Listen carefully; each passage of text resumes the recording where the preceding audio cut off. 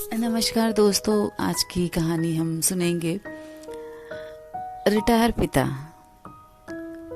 Retire पिता जो 56 years तक अपना सारा जीवन बच्चों के लिए, घर के लिए काम करता है, फिर एक रिटायरमेंट आता है और रिटायरमेंट के बाद उसका जीवन कुछ ऐसे हो जाता है।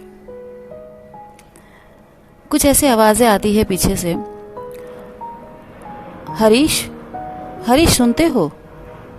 आज मैं बैंक जा रही हूँ, इतने दिनों से आपका पासबुक चेक नहीं करवाया, पासबुक में एंट्री कर कर आती हूँ। तभी हरीश बोलता है, ठीक है आप जाकर आओ, मैं घर का काम संभाल लूंगा।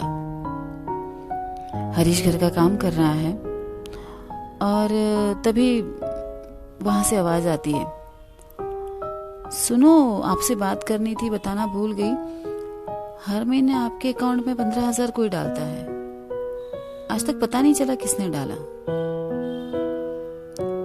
अच्छा वीणा, मैं देखकर बताता हूँ आपको, मुझे तो आपने पहले बताया नहीं।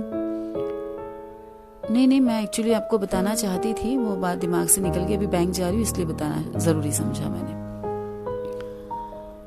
कुछ ही पल में हरीश सोचने लगता है, हो ना हो अगर मैं जानता हूं ये वही है। चलो कोई ना, अगर वो है तो मैं खुश हूं। और जैसे ही वीणा जाती है बैंक, वो कुछ देर सोच में पड़ जाता है। आवाज आती है कुछ पल के बाद, वीणा तुम इतना जल्दी कैसे आ गई? बस काम खत्म हो गया तो सो आ गई।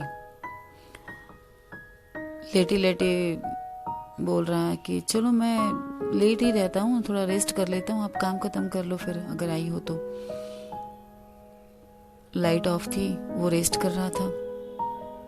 अचानक से कुछ आवाज आई। आवाज आते ही हरीश ने लाइट ऑन किया और एक हाथ से उसका हाथ पकड़ लिया। हाथ पकड़ते ही बोला, अरे पापा मैं हूं पापा, आपका बेटा। अरे विजय तू, रुक, क्या कर रहा है? वीणा यहाँ आ तो देख विजय क्या कर रहा है। हाँ बोलिए, क्या कर रहे हो बेटा? मम्मा कुछ नहीं, मैं तो जस्ट ऐसे ही आया था पापा को देखने। अरे तू बोल, मेरे पर्स को हाथ लगा रहा था तू।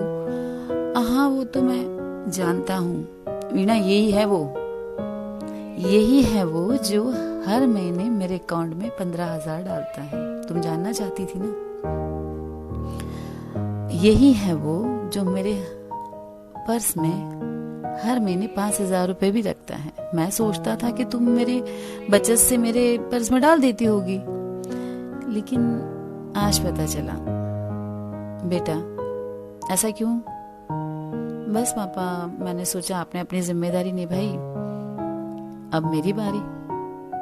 इतने सालों से आप कर रहे थे, छोटी मोटी मेरी जरूरतें, मेरी खुशी आप संभालते थे, अब तो ये मेरी जिम्मेदारी हुई ना। कोई तकलीफ तो नहीं है? तेरे होते हुए क्या तकलीफ बेटा, कुछ कम तो नहीं पड़ रहा?